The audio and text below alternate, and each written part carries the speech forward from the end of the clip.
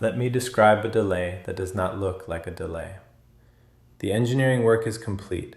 Quality has reviewed the risk. Operations has a recovery plan.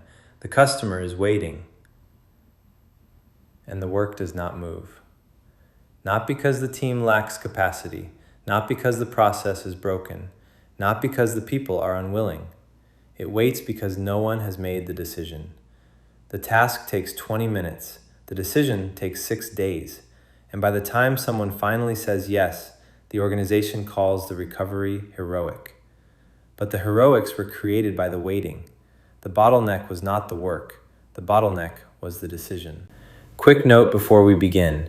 The views shared on Compass to Practice are my personal views and do not reflect those of my employer or any current or former company. I do not share confidential, proprietary, customer-specific, or employer-specific information on this podcast. Welcome to Compass to Practice, where leaders turn intention into behavior.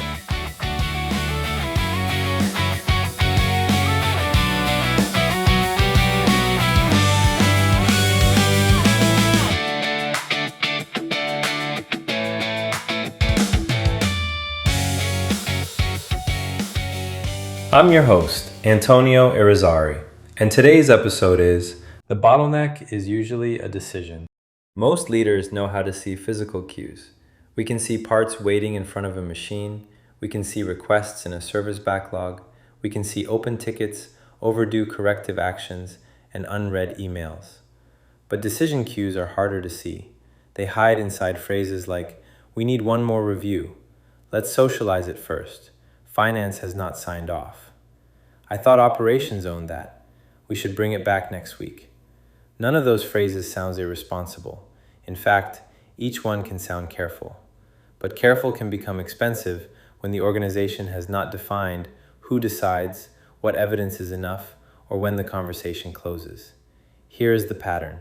A team has a problem. The team collects information. It brings the issue to a meeting. The meeting produces questions, but no decision. The team returns with more information. Another leader joins. The issue gets bigger, the slides get cleaner, and the original question gets harder to recognize. Then the deadline approaches. Suddenly, the organization stops asking for certainty and accepts whatever option is still available. That is decision delay turning into forced urgency. And forced urgency is usually more expensive than an earlier, imperfect decision. One of the most useful questions in operations is this: how much of the total lead time is actual work and how much is waiting? Apply that question to decisions.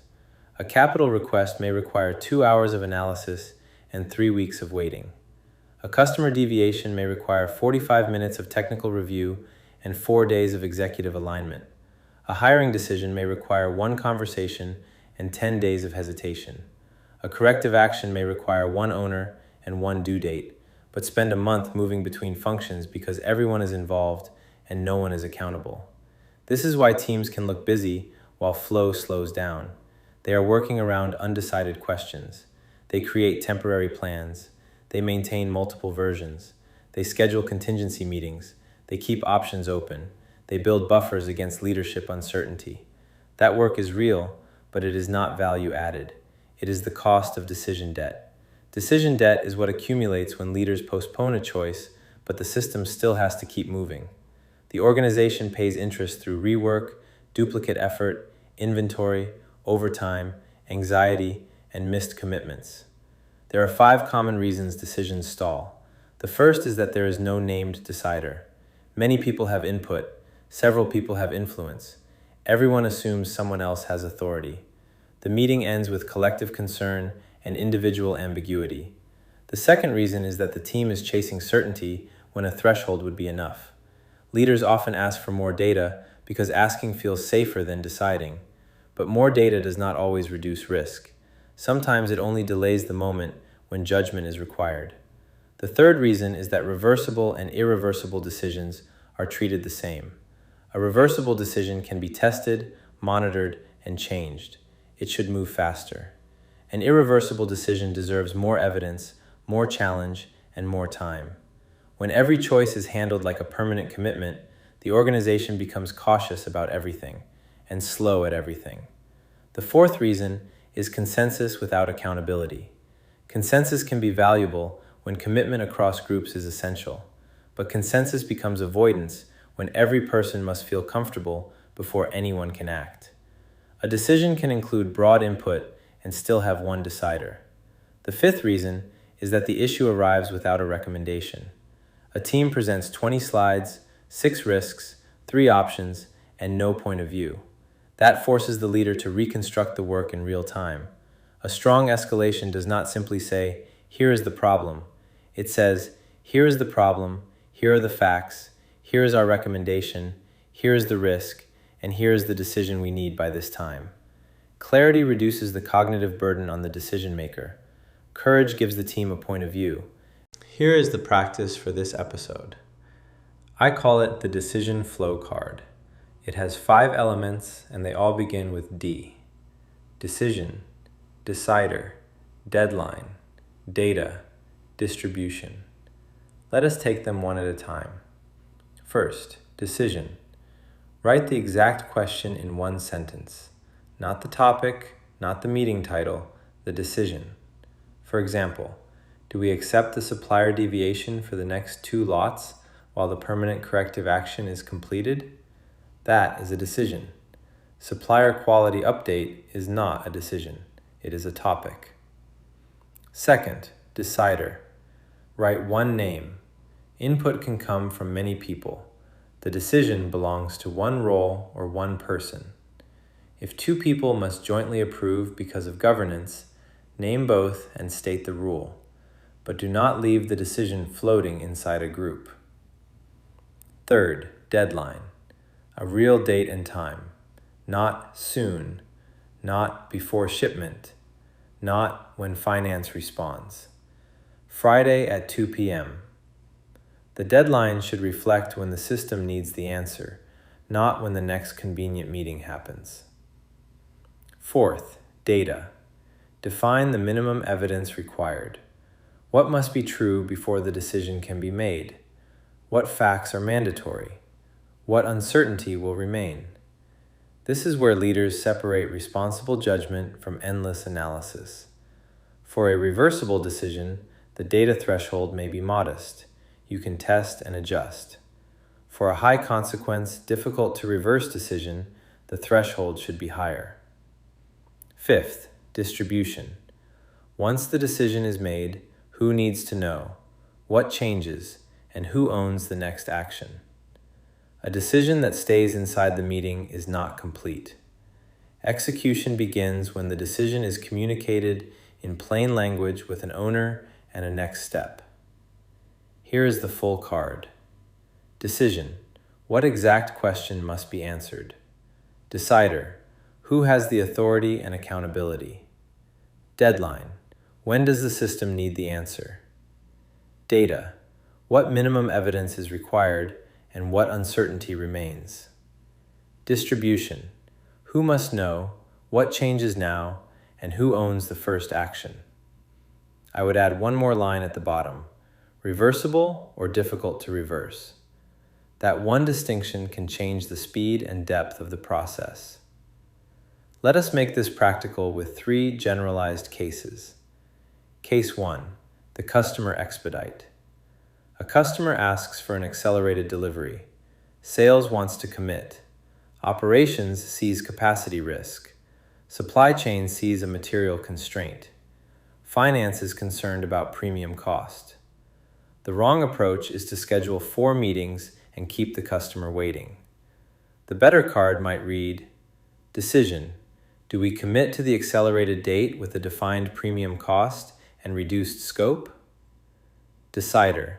The business leader accountable for the customer and the operational commitment. Deadline. Today at 3 p.m. because the customer is sequencing work tomorrow. Data. Material availability, constrained operation capacity, premium freight estimate, and the one scope option that protects quality. Distribution. Sales informs the customer, operations updates the schedule, finance tracks the premium, supply chain releases the material action. That is not reckless, it is clear. Case 2, the capital request. A recurring equipment failure is creating downtime and overtime. The team proposes a replacement. Leadership keeps asking for one more sensitivity analysis. Because the investment is more difficult to reverse, the data threshold should be higher, but the deadline still matters. The card defines the decision date, the economic threshold, the reliability evidence, the implementation risk, and the decision owner. The goal is not to rush a major investment. The goal is to prevent indefinite analysis from becoming the default decision. No decision is still a decision. It usually means accepting the current losses. Case 3, the performance issue. A manager is technically strong, but repeatedly shuts down the team. Everyone knows it. The leader keeps waiting for a perfect moment or one more example. The decision may not be termination. The decision may be whether to begin a formal coaching plan with a clear behavioral standard. The card can state, decision. Do we begin a documented 30-60-90 behavior plan now? Decider, the direct leader with human resources support. Deadline, this week before another team cycle begins. Data, observable behavior, impact on the team, prior feedback, and the support available. Distribution, the employee receives the expectation and support. Human resources documents the plan. The leader schedules weekly observations. Again, the value is not speed for its own sake. The value is stopping ambiguity from becoming culture. Here is how to use the decision flow card this week. Choose one meeting where work has been waiting. Before the meeting, complete the first 4 lines. Decision, decider, deadline, data. Then open the meeting with this sentence. The decision we need today is blank. The decider is blank. We need the answer by blank. The minimum evidence is blank. That sentence changes the room. It tells people why they are there. It prevents the conversation from expanding into every related issue. It gives the decider permission to listen, judge, and close. At the end, complete distribution. Write the decision in one sentence. Name the first action, the owner, and the due time. Then send it within 30 minutes. If the decision is not made, do not simply schedule another meeting. State exactly what is missing, who will provide it, and the new deadline. That turns delay into a managed exception instead of an invisible queue. Before you go, ask yourself 3 questions. What work is waiting because no one owns the decision? Where are we asking for certainty when a threshold would be enough? Which reversible decision can we make this week, test, and adjust? Humility helps us admit when we do not know. Clarity helps us name the decision. Courage helps us close it. Empathy reminds us that every delayed decision pushes uncertainty onto someone else. If this episode helped, follow Compass to Practice, share it with one leader who is carrying a decision queue, and use the decision flow card once this week. Until next time, turn intention into behavior. Follow me on social media and subscribe to our YouTube channel. If you want more information, visit my website, www.compasstopractice.com.